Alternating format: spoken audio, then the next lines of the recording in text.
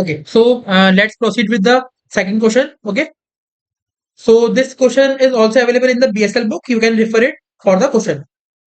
So the title is "Flow of a film on the outside of a circular tube." Okay, so let's read the question first. In a gas absorption tower experiment, a viscous fluid flows upward through a small circular tube and then downward in a laminar flow on the outside setup. Okay, set up a momentum balance over a shell of thickness delta r in the film as shown in the figure. Note that momentum in and momentum out arrows are always taken in positive coordinate direction. Okay, even though in this problem the momentum is flowing through the cylindrical surfaces in the negative r direction. So they are saying that even though the momentum arrows which are shown in the problem is in negative x, negative r direction, we will take them as positive only. Okay. So this is nothing much, to discuss with in the question. Let's move forward. Show that the velocity distribution in the following film is this. Okay. Then we have to obtain an expression for mass flow rate and find the mass flow rate if the thickness is very small. Okay. So here is what the problem is, that the fluid is first moving from down to upward. Okay. And from here, suppose this is my glass. Okay. Here, suppose this is my, sorry. Hmm.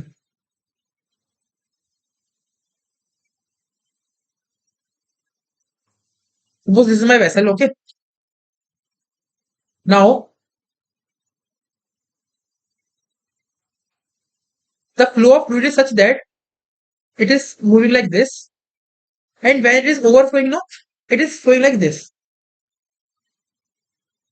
And in this much thickness, assume this is my thickness layer of the fluid. The direction of the fluid is this one. Okay. So the thickness which they are is talking about is this one, the film thickness. There will be very narrow film. The thickness of the film will be much thin, will be much less. Okay.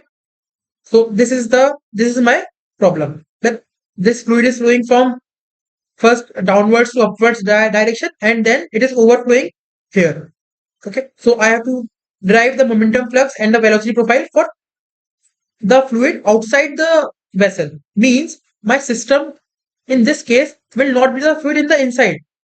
Okay. This will be my outside. This one. Okay. And this is what AR is given, and this is what R is given, capital R, in the problem. Okay. So let's proceed. So what is given the data? Flow is laminar and in the downward direction. Okay.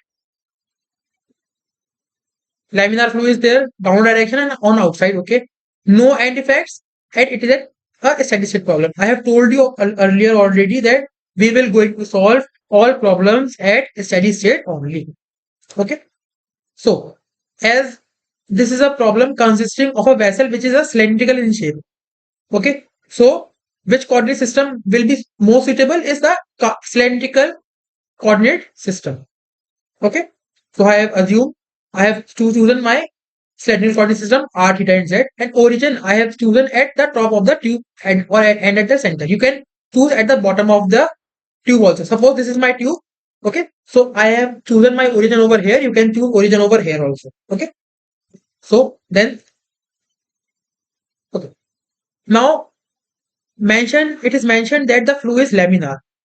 Okay. So what will be the vanishing and non-vanishing velocity components in my system? Since let me first define my dimensions. So it is just as this is a cylindrical coordinate system. Okay. So let this be my r direction.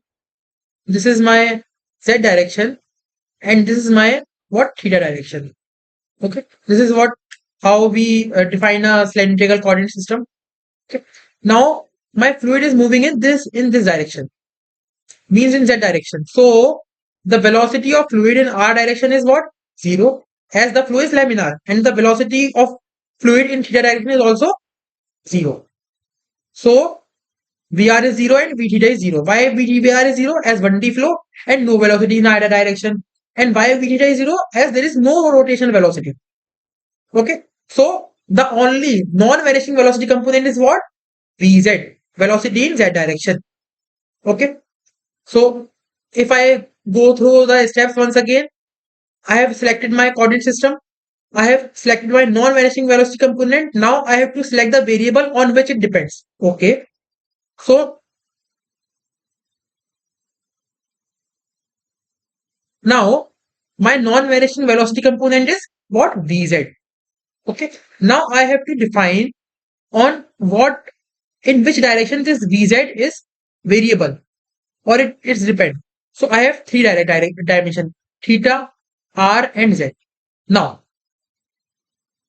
we know, we can see that this problem is symmetric around theta. Means if you go at any theta angle and take a shell over there, then the velocity of fluid, or the velocity of each molecule of fluid and in that theta shell will be same. So my velocity is not a function of theta. Okay, because what's the reason?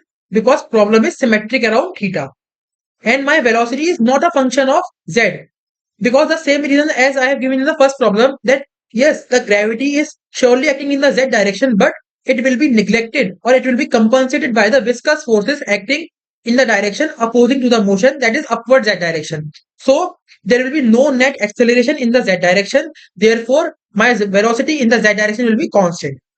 Okay, so the only variation of my z velocity will be in the r direction, means my vz will be the function of r only. Here what is written here, that velocity in z direction is there and it is u varies in r direction. Okay, so I have identified my non-vanishing velocity component and the variable on which it depends. Okay, now what will be the third step is to take a shell and write a shell momentum balance across it. So let's proceed further. Let me erase this.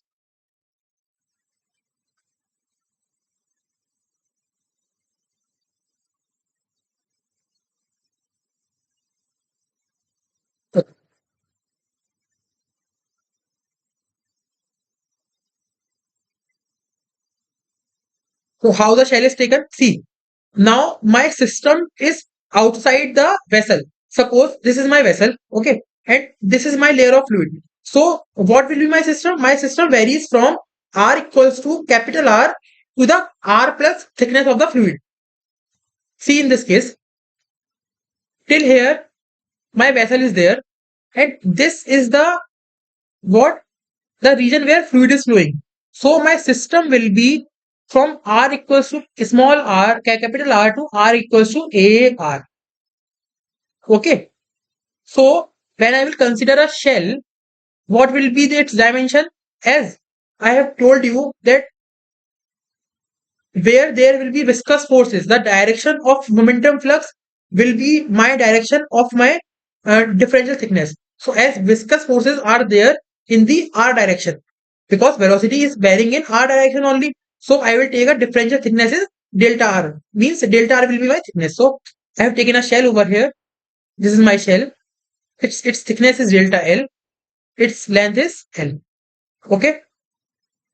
So as the velocity is there only in z direction, so only z momentum will be there. Okay.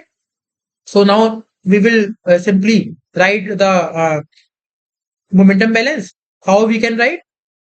So as phi z is the total flux which will be there in the momentum balance equation. So what will be the conductive flux? Conductive flux will be in the direction of the bulk motion. Direction of the bulk motion is in the z direction. Sorry, conductive flux is it is asked. So conductive flux will be in the direction where there is a variation of velocity. Variation of velocity is in the r direction. So the conductive flux in will be phi r z at r equals to r. Okay, and rate of conductive momentum in. So rate of conductive momentum in will be the flux multiplied by area. So the area, see, the conductive flux direction is this one, and the area perpendicular to this is this area. What is this? The lateral surface or the curved surface area of a cylinder, which is what 2 pi RL. So here what is it is written 2 pi RL multiplied by the flux at R equals to R. Now rate of conductive momentum out, it is this one. This. It is what 2 pi R plus delta R into L times phi RZ at R equals to R plus delta R. Okay. So here what is written over here? 2 pi R plus delta R L times phi RZ at R equals to R plus delta R. So this is what conductive momentum. Conductive momentum means molecular transport, means the rate of momentum in and out by viscous forces. Now, what about convective momentum? Convective momentum means bulk motion, means in the direction of the bulk motion. The bulk motion is in the z direction. So the rate of convective momentum in is the surface, the area perpendicular to the direction of bulk motion times phi z z, the conductor, the convective flux. So if you observe this by shell, this is what my direction of the bulk motion in. What is this? This area circumference into what? Thickness. Okay. So here what is written? 2 pi delta into phi z z at z equals to 0. This is the rate of momentum in, and rate of momentum out is what? 2 pi r delta L phi z z at z equals to L. Okay, and since the direction of the motion is in the z direction, and in z direction my gravitational force is also acting. So this a mass into acceleration, mass is what? Density into volume. Volume of the sphere is what for shell? 2 pi r delta R into L times rho g. This is my gravitational force. Now, what I will do, I will put all these five terms in the shell momentum balance, and then put the definition of total momentum phi rz and phi zz, and then I will solve the momentum flux and velocity flux profile. Simply conductive momentum in plus convective momentum in minus conductive momentum out minus convective momentum out plus forces acting on the body. So this is my what? Phi rz into 2 pi rl. Rate of convective momentum in plus 2 pi r delta r pi z z, rate of convective momentum in. This is what? Rate of conductive momentum out, rate of convective momentum out, and this is force acting on the body. Okay. Then what I will do, I will send this 4 terms on RHS side, divide the whole equation by 2 pi r delta RL, and using the first derivative of definition of first derivative, what I will get, that 1 by r dr pi rz by dr plus this one is equal to rho z. Now as vz is not a function of z, okay, what will be the reason? The reason will be same as we have discussed in the first problem, that the gravity forces will be compensated by the viscous forces. So there will be no variation of velocity in the z direction. Okay. So this term and this term will get cancelled, and we will be remaining with what? PL minus P naught equals rho g. This P rho g will become here, and as in the first problem it is mentioned that P naught minus rho g naught can be written as P naught, and PL minus rho g can be written as PL, and I will give this P naught minus PL at delta P as it is constant. So I will gather a differential equation for momentum flux as 1 by r equals to 1 by r into d by dr of r tau rz is delta P by L. Okay. Now I will simply integrate it and put my boundary condition to find tau rz. So I get tau rz is delta P by delta P r by 12 plus C1 by r. Now I have to find this C1 constant. Okay. Now which boundary condition I should apply here? Okay. So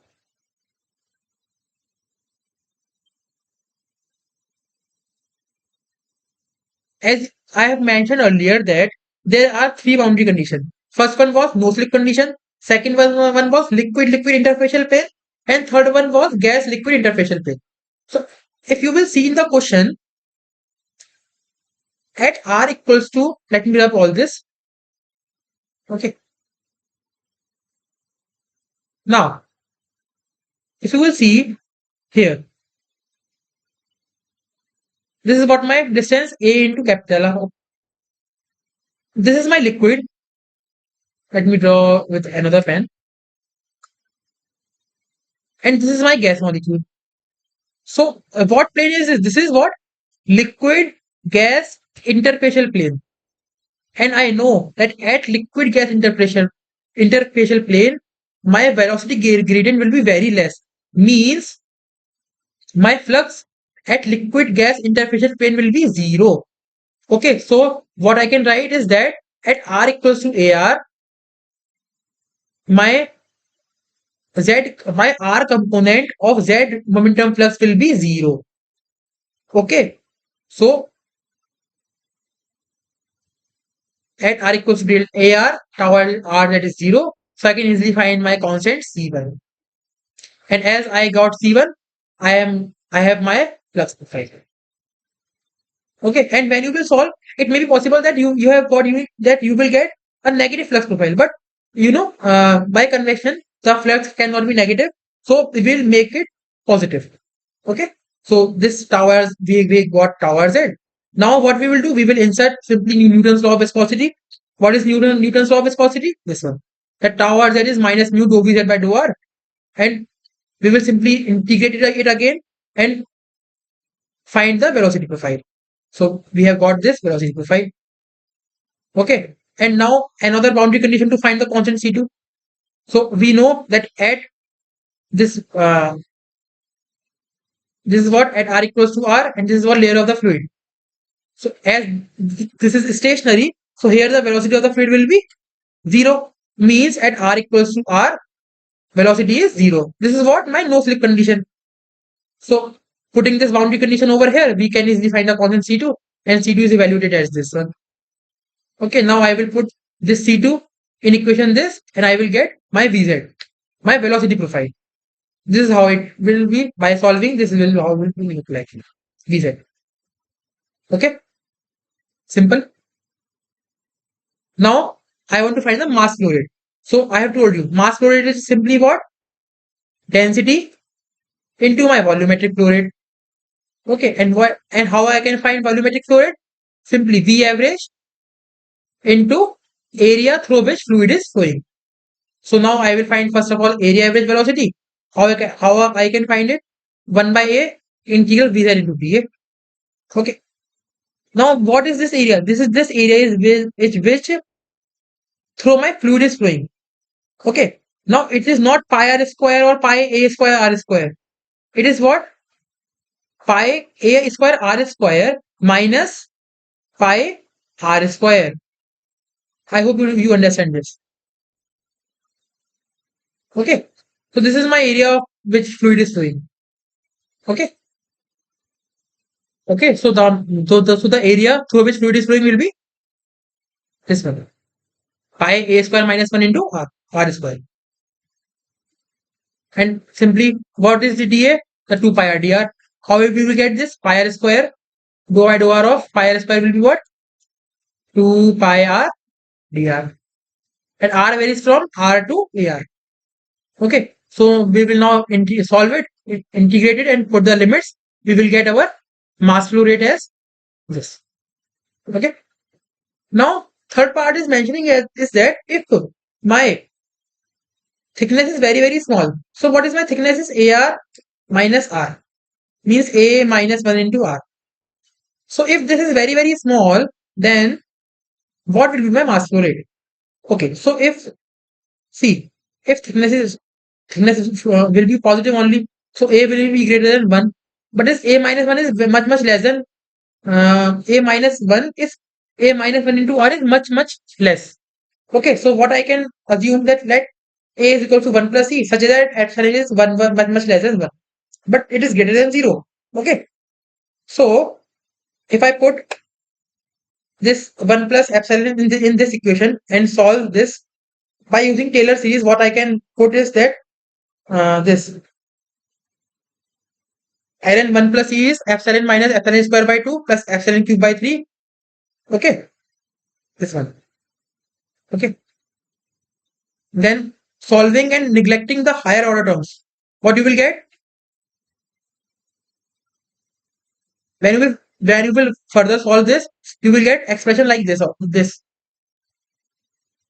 4e plus 14e square plus 52e cube. Okay, and neglecting the terms which are greater than the power of epsilon ki power 4. Okay, Then this cancels out, and what is remaining is this one. And we still neglected the term of this epsilon and epsilon square. So what we are remaining with? W is just 2 pi rho square g epsilon cube r cube 4 by 3 mu. So that's how we have solved this problem. So let's move to the next problem. The title of the problem is flow of a fluid in the network of tube. Okay. So let's read the problem first. A fluid is flowing in the a fluid is flowing in laminar flow. Okay. The flow is laminar from point A to B through a network of tubes as depicted in the figure. Okay. Obtain an expression for the mass flow rate W of the fluid entering at A or leaving at B as a function of modified pressure PA minus PB. Neglect the disturbances at the various tubes junction. Okay. So what is given in the problem? That fluid is entering at this point A, okay, and leaving at point B, and we have to find the mass flow rate of the fluid. Okay.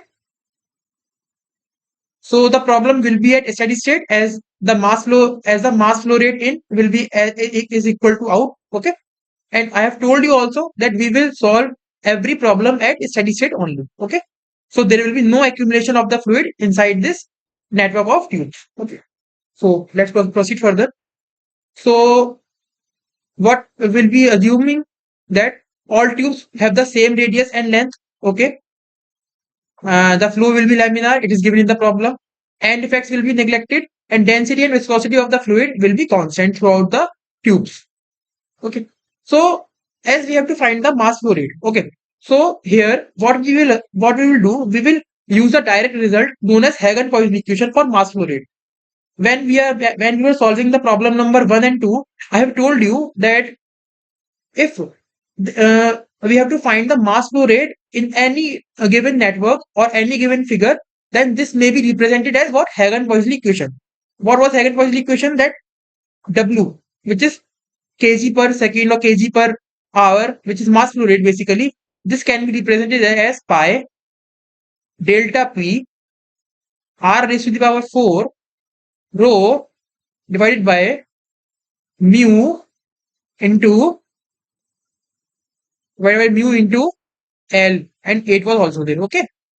So this was my Hagen-Poisson equation where R was my radius of the tube, rho is the density of the fluid, okay, mu is the viscosity of the fluid, L is the length of the tube, and delta P is the pressure difference across the tube, due to which fluid was flowing. Okay. But the limitation of this Hagen-Poisson equation is that I can not apply it anywhere. For example, if I have to find the mass flow rate between the point A and B, okay, and if I have given the pressure PA minus PB is known. Okay. So I have to, represent my flow rate in terms of this PA minus PB pressure. But where I can apply this Hagen-Poisson equation in a single tube means P3 minus PA or P6 minus P3 or PB minus P6 or PB minus P5, like such that. Okay. So what I will do first, I will, try to represent each of the mass flow rate in each tube, and then I will try to correlate the terms. Okay. So let's see how will we do that. How will we going to do that? So at every edge of the fluid is distributed in three directions. Okay. A pipe splits into 3 pipes. At next set of junctions, fluid flows equally in 6 pipes. Finally, at B, fluid is all written to a single pipe. So let's see what it is written over here. Okay. Suppose, yeah. Suppose here W mass of fluid is coming on. Okay. So from here, if I have assumed that all tubes have equal radius and equal length, what I can assume that here are 3 tubes. 1, 2, and 3. If W kg of fluid is coming, then what I can assume that W by 3 goes here, W by 3 goes here, and W by 3 goes here. Okay. As there are 3 identical tubes, so if W kg per hour of fluid is coming, so what I can assume that W by 3, W by 3, and W by 3 fluid is going in tube number 1, 2, and 3. Okay. Now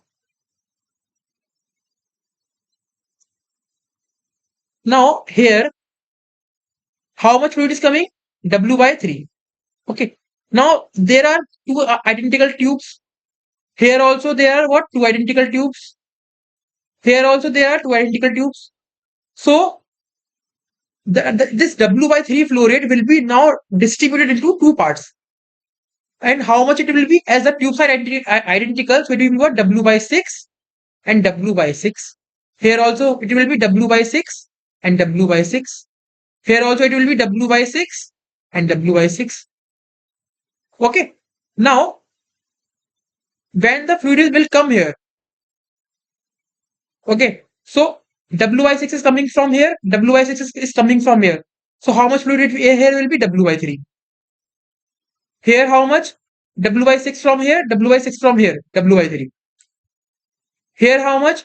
W by 6 from here, and how much? W by 6 from here. So how much? W by 3. So W by 3 plus W by 3 plus W by 3. Total will be W. Okay. So what I will do, I will write for a one set, means what I can write here, the flow rate of from point A to point 3, then point 3 to point 6, and then point 6 to point B. So I will have, I will easily correlate my pressure PB to PA, and I will easily find out my flow rate W in terms of PA minus PB. Let's see. Let me erase this.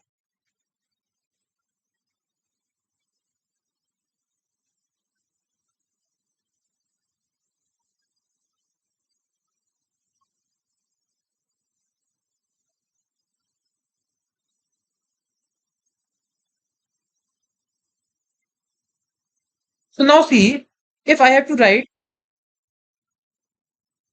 the flow rate W by 3. What is W by 3? The flow rate of fluid in this pipe, and this pipe. And this will be identical. So if I have to write for this pipe, pipe number A, pipe A3. Okay, flow rate. Let us assume WA3. Then how much it will be? Pi delta P. Now, delta P will be what? P at this point and minus P at this point. So let's say the pressure at this point will be P36. So P pi delta P, P36 minus PA. Let radius of the tube will be R. R is to 4, density upon 8 mu L. That the length of this tube will is L. Okay, so this is what? W by 3.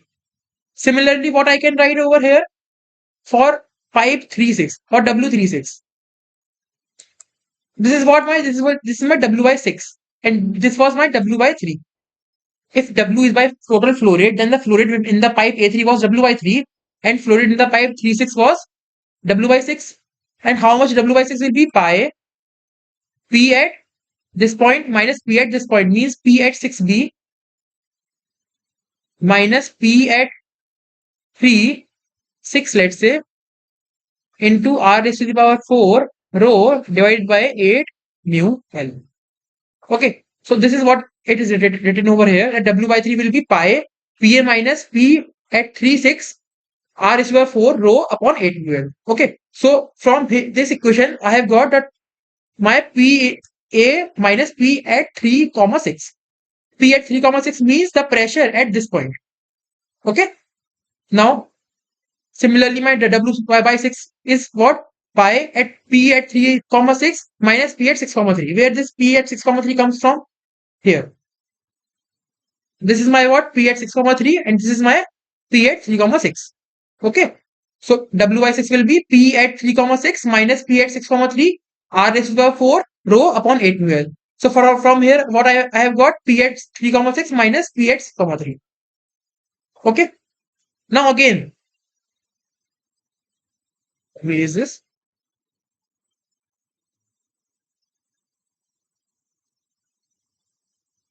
Okay. Now, how much flow rate was there in this tube? W by 6 from here, W by 6 from here, total W by 3. So this W by 3 will be equal to now what? Pi. Pressure is at this point minus pressure at this point, means PB minus P at 6, 3. Okay. R is to the power 4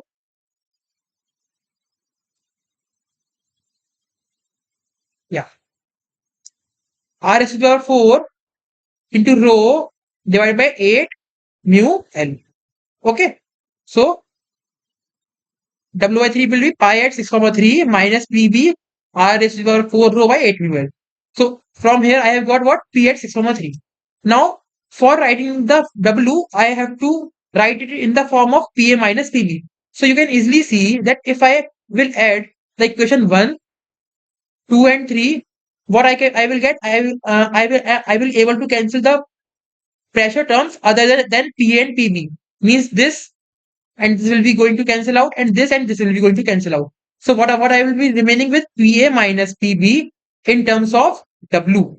Means I will get my mass flow rate in terms of pressure, which is given in the quotient, that is PA minus PB.